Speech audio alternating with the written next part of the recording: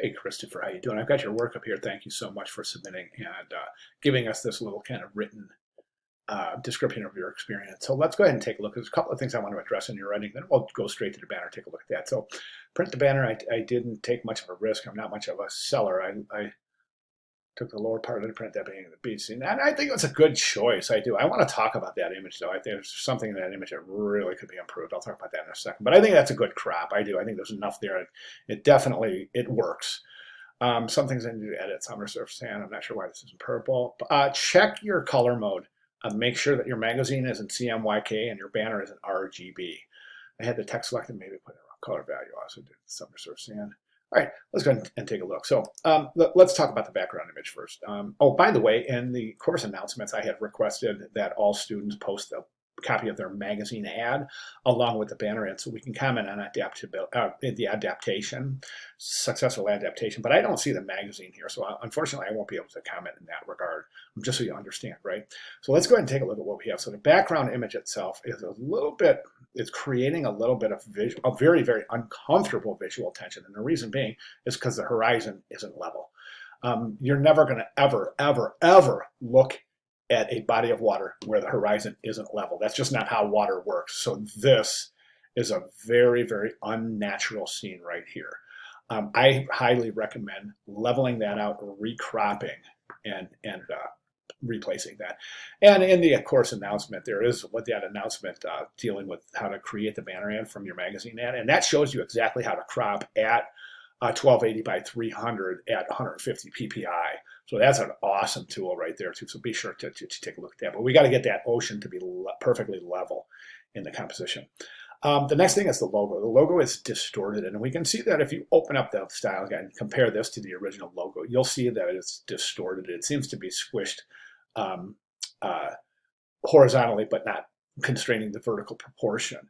That typically happens upon resizing. So when you place the logo, if you resize it, you know how you grab the corner to resize it, hold your mouse key down and resize it, hold your shift key down. It's really cool. When you hold your shift key down, you'll see it expands and contracts according to the original ratio. So you don't have, I'm sorry, the original aspect ratio. And so you won't have any distortions whatsoever. So we want to address that. The next thing I see is the masked image from assignment 2-1 is not here. That is required for placement. Okay, finally, this Where Summer Never Ends, that's not a promotional call to action. The promotional call to action would be, buy 2 nights, get 1 free, or whatever the promotional discount is that you featured in your magazine ad. That's the only thing that you animate here. But Where Summer Never Ends is not a promotional call to action, so you would have to replace that with an actual promotional call to action.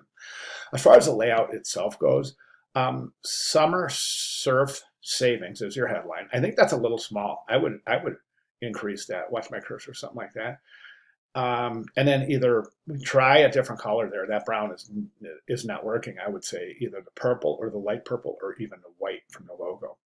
Summer Surf Savings. Then what I would do there is I would come over Summer Surf Savings and I would come down to where it says surf, and then I would draw a line right there and use that as the left margin for Weekend Getaway and for Where Summer Never Ends. So you have Summer Surf Savings, then you have Weekend Getaway as your subhead. Then right below that, you have the promotional call to action, which is animating in and out. That's nice animation, though. Good touch. Good job.